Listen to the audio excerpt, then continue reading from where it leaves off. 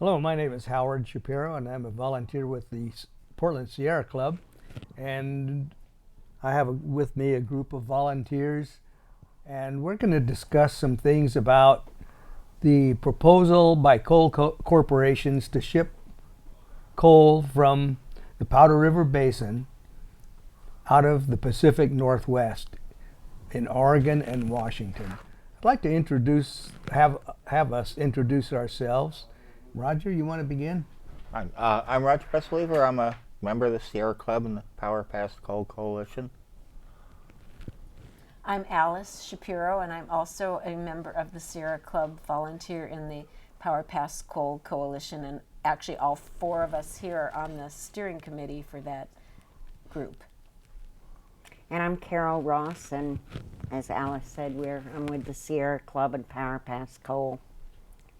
It seems that a little bit of background is in order here. There are coal mines, strip mines in the Powder River Basin, and there are coal companies that, of course, are in the business of supplying coal. However, one of the problems is that the coal power plants in this country are quickly getting off of coal. They're going into natural gas, renewables, and so on. So these coal companies want to find a market to continue the mining and their profits. That market is China and other countries in the Far East because of their industrialization. In order to get the coal from the Powder River Basin to the shipping points, which we will go into later, they have to mostly run it by rail. And we'll discuss this a little further. One of the interesting points is one of these coal companies is an Australian company.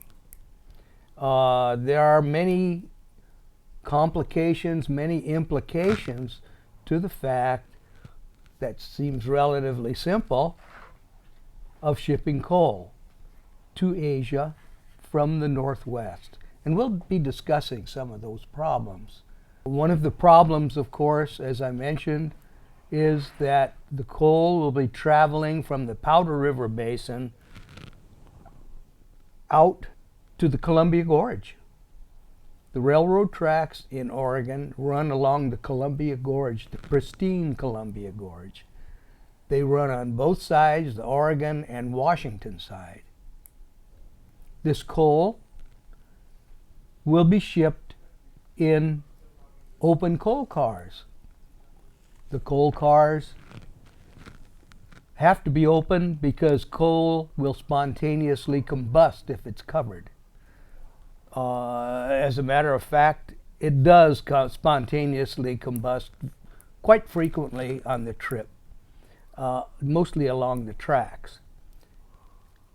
These coal cars spill about a pound of coal every mile, and it's about 1,500 miles from the Powder River Basin to their destinations. And that's a lot of coal to fly out of these cars. Yeah. Roger is a picture of coal trains moving through Seattle and then one moving through West Virginia. One moving through West Virginia is especially interesting because it's, I don't know if you can see that. It has coal dust all along the track. You can see how the coal is piled up along here. Yeah. And as it goes along, it's just the whole area here is just black with coal dust. So what would you say it'll drift like a quarter mile on each side of? Oh, I would say so. Yeah, on each side of the tracks. And that, along the Columbia River, would seem to me that a lot of this dust will drift into the river. Right. What's in this coal dust? Okay, and I am relying on also some of the words of people more informed and very excellent speakers. For example, Andy Harris, who's a medical doctor and a member of Physicians for Social Responsibility, has spoken extensively, and I'm actually going to read some of the things that he said that have really impressed me the most. And as he said, if coal companies have their way, there will be over 150 million tons of coal from the Powder River Basin of Wyoming and Montana, and they will be transported on trains and barges, as Howard said, through the Columbia Gorge, and they'll destined for Asia. The coal dust is a major health problem, particularly for people with allergies, asthma, chronic bronchitis, emphysema, and heart disease. Coal dust also contains toxic metals like mercury, arsenic, and lead. And as you mentioned, Howard, the coal trains, for a variety of reasons, primarily because they do combust, are left uncovered, and each car will probably lose a pound of coal dust for each mile that it travels. And interestingly enough, not even PGE, which currently operates Oregon's only coal-burning power plant, does not want a coal export terminal next to their operations in the Port of St. Helens. And they are actually destined to go off board, to have no more coal burning in Oregon at all by, I think it's the year 2015. And it is a far worse problem for the lungs of asthmatics than it is for the equipment of PGE, and for emphysema patients, and for young children. Another health issue, if you want me to continue for a little while, is the diesel. The barges, the trains are powered by diesel, to say nothing of trucks that will then transport the coal that is shipped on the barges to the terminals where it will then board the large ocean-going vessels for Asia. And the WHO, which is the World Health Organization, has classified diesel emissions as a major known carcinogen. Another thing that both Dr. Harris and Dr. Martin Donahoe, who is speaking extensively, are concerned about, and so are all of us, is the delay that will block emergency vehicles as these long coal trains go at 15 miles per hour through crossings. So these are just some of the issues, to say nothing of the mercury and arsenic and so forth that is contained in Yeah, you coal mentioned emissions. the mercury and arsenic, so that's going to be in the coal dust that drifts into the river and Yes. along the tracks. And it's going to settle in the river, and we have sturgeon in the river that suck food off the bottom. We have salmon in the river Right. that Oregonians fish and eat, and it's not going to be real healthy for them, is it?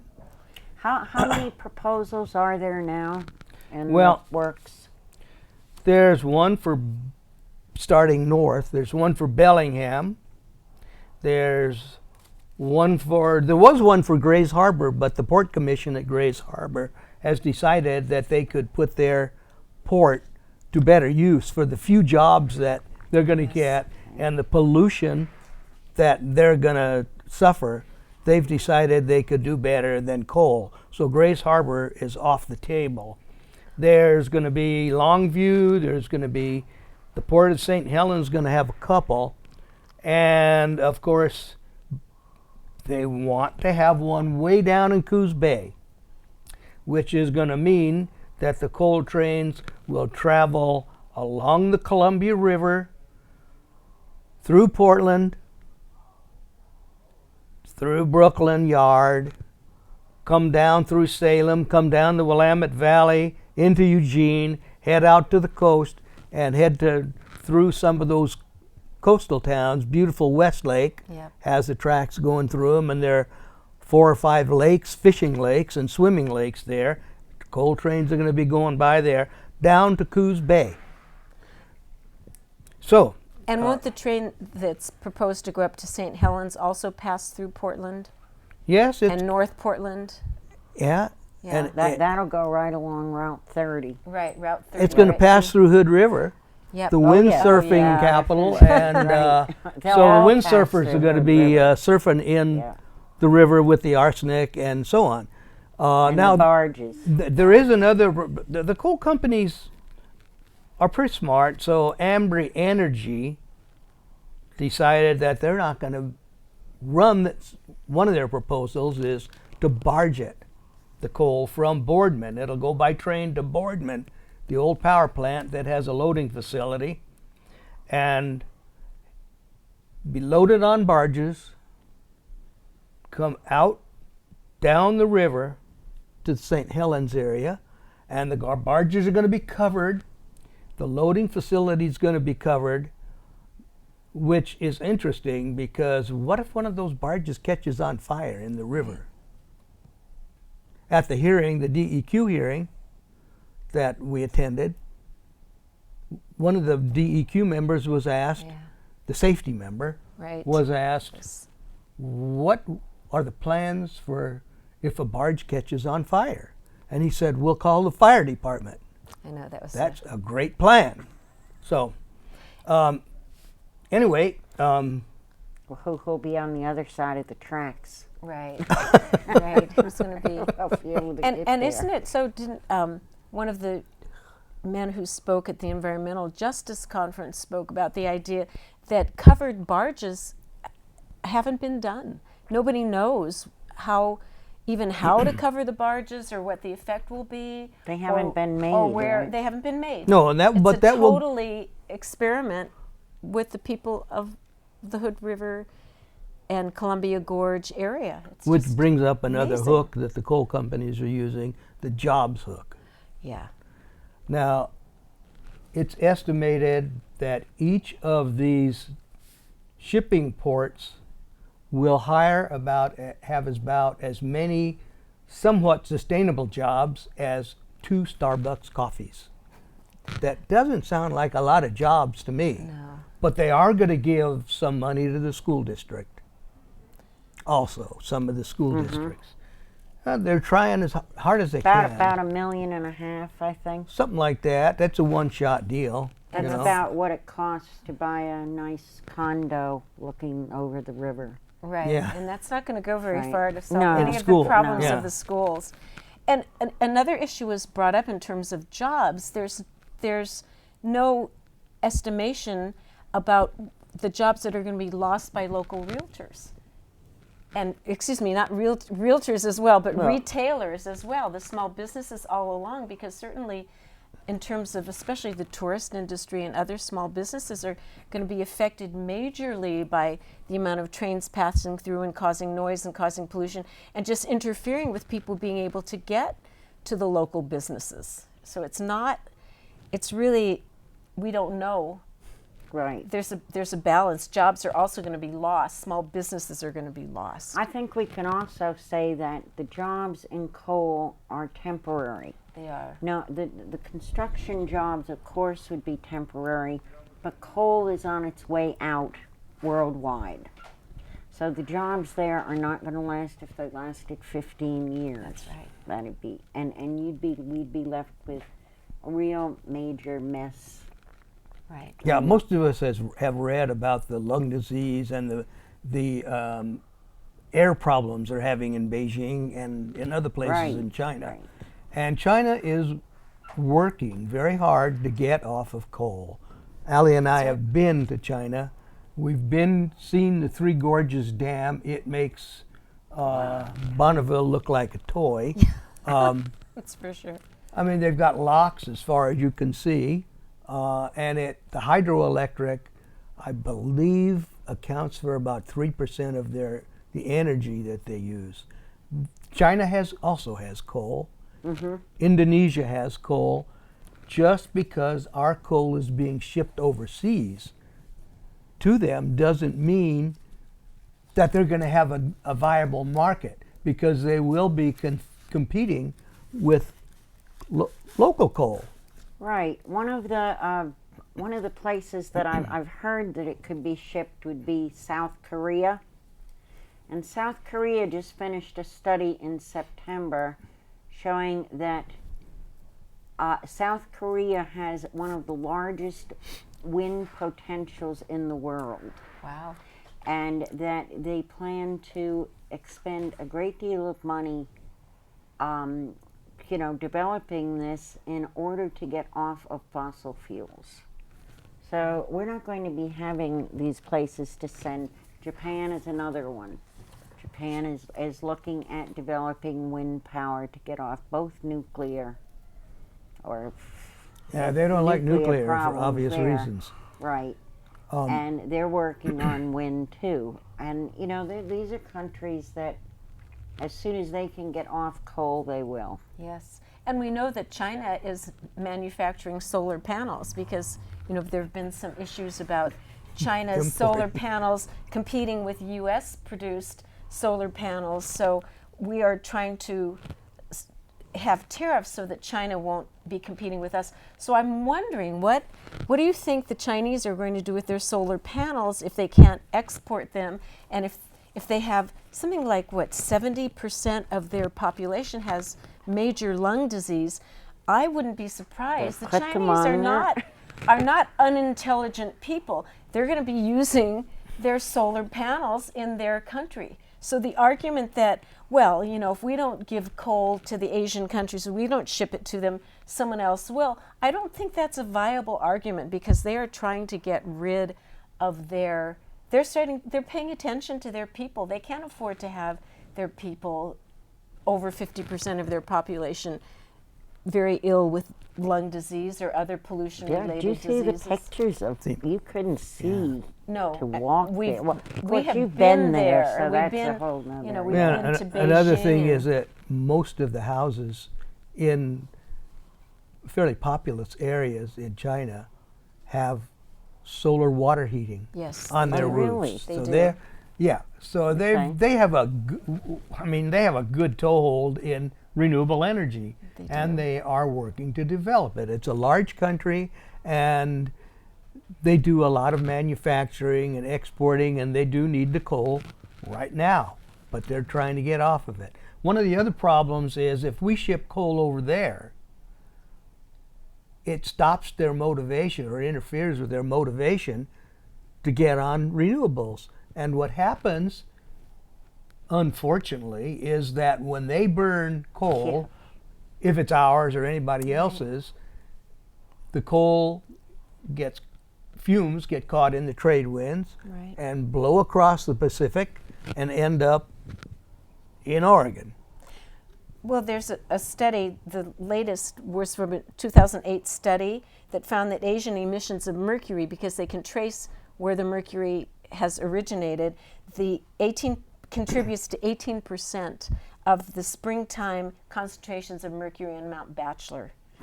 And This as is we from know, China, this Yeah. is Asian coal. back to Asia. Yeah, it's China and other Asian countries, and we know that mercury is a potent neurotoxin. So it's incredible what a small world we really do live in. So what we do here affects them, and what happens there comes right back Right. As to the- us. What was that saying? A butterfly flaps its wings in Beijing and they feel it in New Right. York or something like Right, that. right. Now you had talked about the Bellingham and Yeah. the Yes. port of Morrow, and now and St. Helens has two. And what about Longview? There's another one at Longview. Yeah. Longview is on the map, and Coos Bay. So And Longview, right there across from St. Helens. yeah, Morrow. Yes. yeah, it's right Okay. across the river. And you know, one thing about Longview is that the town was built along the railroad when it wasn't Okay. shipping coal. You know, it was a good means of transportation. The railroad helped this country build, and it keeps a lot of trucks off the road, and you know, it's a lot cleaner than a whole bunch of trucks spouting out. It's more efficient. One or two diesel locomotives Right. pulling a mile-long train is a lot cleaner. So, but Longview was built along the tracks, and I've talked to people from Longview that have said the tracks split the town. Yeah. Oh my gosh. Now, if Yeah. there's mile-and-a-half long coal trains running through the middle of town, what's that going to do to their economy Yeah. and their health? Yeah. Might bring a few jobs to the coal terminal. And then the terminal itself at Longview, is it like 48 million tons? I mean, think I it's about can't 50 remember million, every. I can't either. the- Well, you can't believe what they say anyway. Right. They went in. That's another picture here. This one. This is a terminal in British Columbia. They went You get a into picture of Longview that. saying their initial proposal, I think it was Kinder Morgan, their initial proposal was for 6 million tons. And then some of their internal emails were uncovered saying that they were Oh, going to go right. for 40 million Right. tons. Well, they And now I immediately think it's withdrew. 48. They immediately withdrew that 6 million one and sandbagged. They sat back There's and the trains. set one up, a proposal up for 40 million. And This is a good picture of it. This is the terminal at British Columbia, Right. Port Roberts, I think it's called. And that was a really good And this one, view of the uncovered trains. Yes. This is Yeah. what Longview would look like. Wow. Big football field sizes, 3 of them I think are proposed about that long, of big piles of coal. And you can see that this is not covered coal. Right. So, So let me ask you all a question. Okay. We talked about the fact that this coal shipping scenario, because of renewable energy going on in Asia at the destinations, what happens to these huge plots of coal that are in our ports when it is no longer profitable for the coal companies to ship the coal to Asia?